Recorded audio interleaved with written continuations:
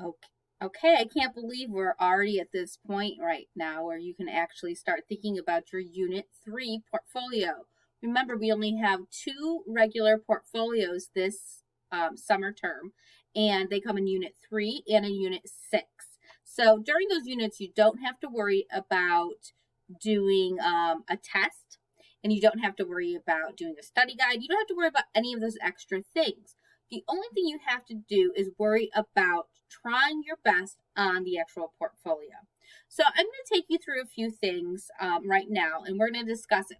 So all of the portfolios are found underneath the unit resources and recordings. You can find them here. You can also find them underneath the week, which is week 3. So let's go ahead and take a look at week 3 right here. Okay, so during week 3, it says there's a modified portfolio. So I'm going to go ahead and click on this right here. And the Unit 3 portfolio is basically going to be something that goes directly with your interests. So we wanted to make this because Unit 3 is really about how you as the consumer or you as the person that's actually part of the economy, because you're going to be getting a job eventually, and your money that you make with that job is going to help to keep the economy going. Whether you look at it on the the smaller scale within your own household or on the larger scale, it's going to impact you. So I know that many of you are at that you're at that threshold. You're deciding what you want to do with your lives and with your careers. So I created this so you can actually kind of try to figure out something about yourself and see what you like. Now, you're going to be doing a few different things. The very first thing you're going to do is actually brainstorm things that you like to do. What are things that you like? What are things that you dislike? If you're not a person that enjoys being outside, then you becoming a landscaper person is not going to be a good idea. Because if you're not an outdoorsy person, it's probably not going to be your best bet. If you're a person that doesn't enjoy talking to other people, then maybe your job may not be something in the service industry where you're required to talk to people all the time. So all these things are going to be something that's going to come into play. So you're just going to brainstorm. What do you like? What do you dislike? Do you like being active? Just look at all different things, okay? There's all different things you can think about. Then what you're going to be doing is you're going to be exploring some different careers. You're going to look at the U.S. Bureau of Labor Statistics, which I'm going to show you in a moment. And you're also going to be using an occupational outlook handbook to look at specifics related to the actual career. So when you're doing this, you're going to end up narrowing down your choices to 3 careers that you might be interested in. And then you're going to be filling out a graphic organizer. So what I want to do right now is I'm going to show you what the graphic organizer is like first. So you're going to be looking at 3 different careers. Okay. Then you're going to look at this. You're going to write a brief description saying the skills that you need. Okay. Physical requirements and basically what's your daily life going to be like. So for instance of skills, are you going to have to be really good with certain languages?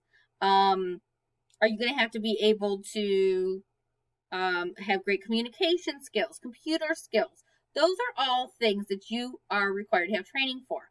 Like if you decide that you wanted to go into becoming a hairdresser, you can't just say, hey, I enjoy cutting my own hair. That's not going to cut it. You actually have to go out there and get the real training that you need.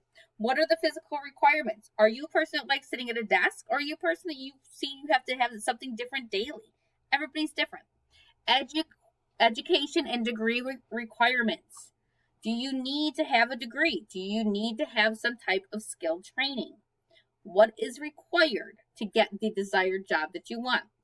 Are there different types of schools that offer this training? Okay. And then you're going to include 3 different schools that may offer it. So go out there, look, see where you can get it. So if you want to go into welding, find 3 schools out there in the U.S. that have that. Salary. What is the beginning salary? What money do you think you could be making at the beginning? And then what's the median? Okay. And then 3 possible employers. Okay. Who could actually hire you after you get that job? Okay. So this is basically what you're going to be turning into me. This graphic organizer with your information that you found using those websites I discussed.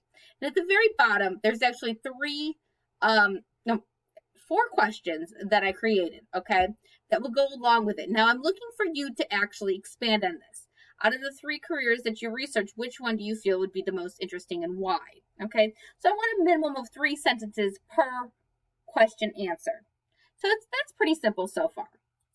So going back to this, when you're looking at the Bureau of Labor Statistics, here's a whole bunch of different types of jobs out there, okay? Building and fixing, okay? Art, computers, it shows you things, reading, science. There's games and quizzes you can take, okay? But you really want to kind of just go back to, where did I just do that? You really want to stick with the idea of the general resources, okay? And this will take you bit by bit how to actually do this as well. When you look at the Occupational Outlook Handbook, you're going to be looking at the different categories, okay? So you're going to select an occupation by 2019 median pay, grade, education level, on-the-job training, la, la, la, la. Okay, so imagine, if you will, I'm going to look at architecture and engineering. Let me see. I'm thinking that an agricultural engineer would be really cool. It sounds great. I love the idea that I could make $80,000 per year. That's my pay. Bachelor's degree. Okay. Job outlook, 5% as fast as average. But what are some things I would have to do? Agricultural stuff. Well, I know that when I'm looking at something like work environment, okay, I'm going to be dealing with crop production. Okay, work schedule depends on the weather and weather conditions. I don't know. So I'm not really an outdoorsy type. So this might not be my best bet. Okay. Now you're welcome to use other sites as well, but this is just going to give you the absolute best information for filling out the graphic organizer. But I can also give you some quizzes as well to give you some ideas as to what type of professions you may want. So come and visit me during live teacher time, and we can actually look at some personality quizzes you can take to see what kind of careers you might be best fit for. Okay. Are these quizzes always right? Absolutely not. But are they fun? Definitely. So you're going to first fill out, as you go through this and you research it, you are going to be using the graphic organizer in order to complete it. Okay. Pretty simple, pretty easy. The more information you give me, the better off you're going to do. And your reflective questions are going to be incredibly important. So with this rubric, there are basically 5 different things I'm looking at. The quality of your information. Are you going above and beyond? The only way you can score perfect here is if you give several supporting details or examples. So you just can't say, I work outside. Okay, well, what exactly are you doing? If you want to become a hairstylist, do you think it's better that you have something specific that you're interested in doing within it? Like, do you want to become a color specialist? Do you want to become an esthetician? If you want to become an electrical engineer, be specific as to what that job would entail. Okay? Dig into this, guys. This is your future. This is for you. Okay? So your graphic organizer has to be logical relationships. Make sure basically that it's clear, it's completed in its entirety. The amount of information. So really here I'm looking at, are you addressing the information required? And are you giving me at least 3 sentences on the questions at the bottom? I want you to expand. I want you to give me details. This is how you will get your extra points on this. That's the only way you can score 4 on that. Okay. The internet use. Are you going out there? Are you navigating? Are you actually using the websites required?